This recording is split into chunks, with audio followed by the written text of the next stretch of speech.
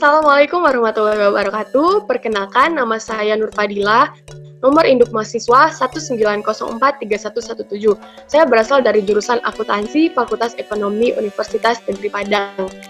Di dalam video ini, dalam rangka memenuhi tugas pertemuan 7 Sistem Informasi Akuntansi, saya membuat video ini, saya mencoba menjelaskan tentang diagram-diagram yang ada dalam siklus pengeluaran. Diagram yang pertama yaitu diagram konteks dari siklus pengeluaran. Nah, pada siklus pengeluaran ini ada 6 external entities. Yang pertama, adanya siklus pendapatan. Ketika perusahaan menerima pesanan dari pelanggan dan mendapati bahwa barang yang dipesan dari pelanggan ternyata tidak ada, maka siklus pendapatan ini akan mengirimkan back order, dalam artian akan memesan ke bagian pengadaan untuk dipesankan barang yang diminta oleh pelanggan.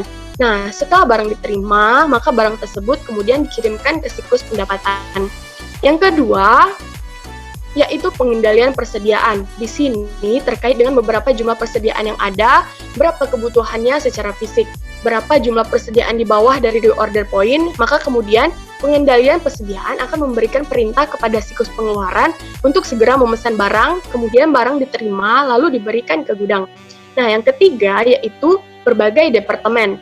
Nah, ada banyak departemen. Misalnya bagian akuntansi atau departemen akuntansi. Nah, di sini departemen akuntansi membutuhkan kertas, maka kebutuhannya kemudian dimintakan ke bagian pembelian untuk melakukan pembelian. Ketika barang diterima, maka langsung diberikan ke bagian akuntansi tadi. Nah, yang keempat yaitu siklus produksi. Di sini siklus produksi adalah siklus yang aktivitasnya merubah bahan baku menjadi barang jadi. Kemungkinan dia akan meminta kebutuhan bahan baku ke siklus pengeluaran untuk segera diberikan jika bahan baku yang ada di bawah reorder point. Ketika barang diterima, akan segera dikirimkan ke bagian siklus produksi lagi. Nah, yang kelima yaitu sistem buku besar dan pelaporan. Di sini akan menerima data dari siklus pengeluaran terkait dengan pembelian dan pembayaran kasnya. Kemudian, siklus pengeluaran ini juga berhubungan dengan pemasok sebagai external entities-nya. Nah, external entities yang keenam yaitu pemasok. Siklus pengeluaran akan memberikan pesanan-pesanan pembelian pada pemasok. Kemudian, pemasok akan memberikan barang dan jasa berikut fakturnya.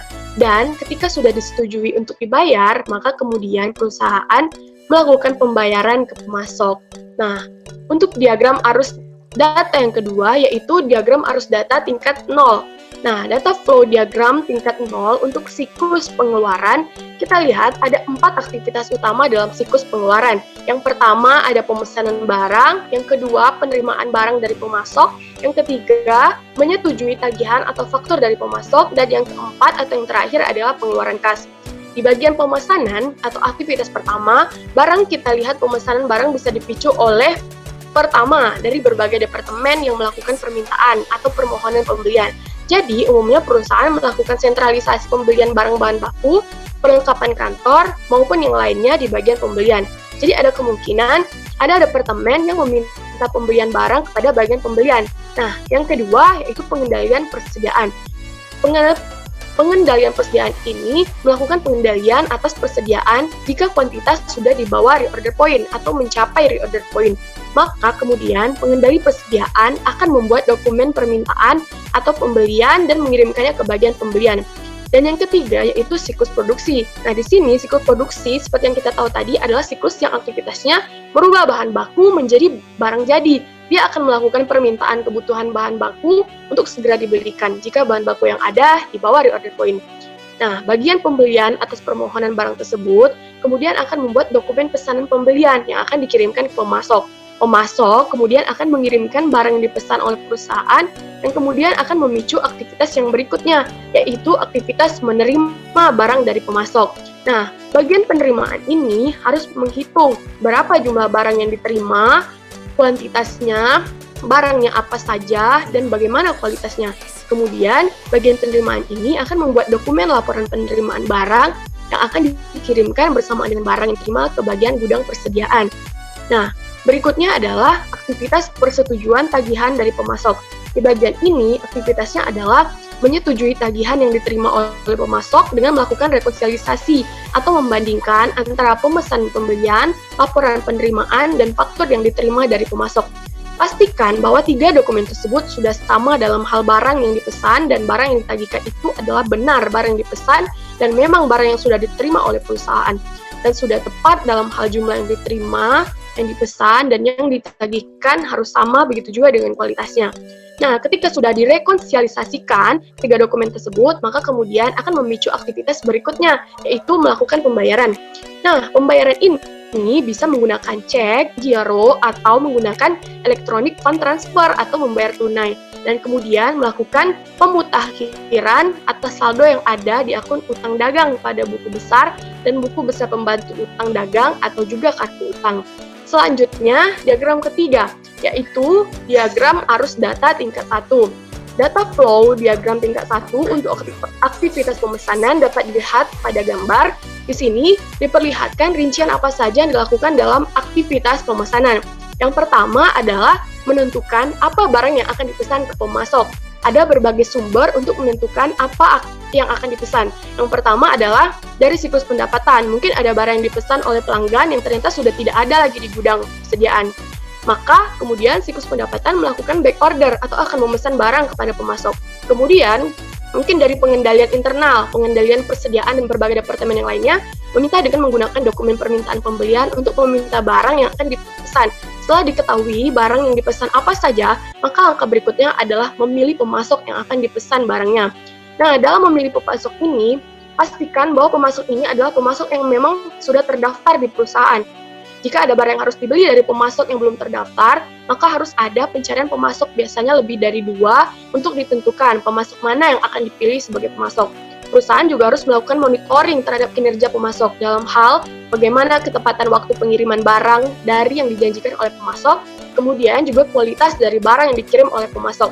Setelah ditentukan pemasoknya yang akan dipilih untuk memasok barang pada perusahaan, maka bagian pembelian akan membuatkan dokumen pesanan pembelian.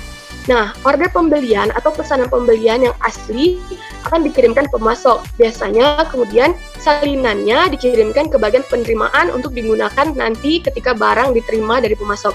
Namun, salinan pesanan pembelian yang diberikan kepada bagian penerimaan barang hendaknya tidak dicantumkan berapa jumlah barang yang dipesan. Karena jika dicantumkan jumlah barang yang dipesan dan diketahui oleh bagian penerimaan, dikhawatirkan bagian penerimaan tidak mau lagi menghitung dengan tepat jumlah barang yang dikirimkan pemasok. Kemudian, salinan pesanan pembelian ini juga disimpan di bagian pembelian sebagai file. Nah, diagram yang terakhir yaitu diagram arus data tingkat 2. Aktivitas bisnis besar kedua dalam siklus pengeluaran adalah penerimaan dan penyimpanan atas barang yang dipesan. Nah, gambar ini menunjukkan 2 proses yang berbeda karena masing-masing dijalankan oleh suatu fungsi organisasi yang berbeda. Yang pertama, departemen penerimaan, yaitu tanggung jawab untuk menerima pengiriman dari pemasok. Ia biasanya melaporkan ke manajer gudang yang kemudian melaporkan ke wakil direktur manufaktur. Departemen penyimpanan persediaan yang juga melapor ke manajer gudang yang bertanggung jawab untuk penyimpanan barang. Nah, informasi mengenai tanda terima barang dagangan yang dipesan harus dikomunikasikan ke fungsi pengendalian pesan untuk diperbarui catatan persediaannya. Nah, ketika barang yang dipesan telah tiba, petugas penerimaan membandingkan nomor pesanan pembelian pada slip pengepakan pemasok dengan pesanan pembelian atau purchase order untuk memverifikasi bahwa barang yang datang merupakan benar barang yang dipesan. Nah, petugas penerimaan juga menghitung kuantitas barang yang dikirimkan, dokumen sumber yang digunakan, barang.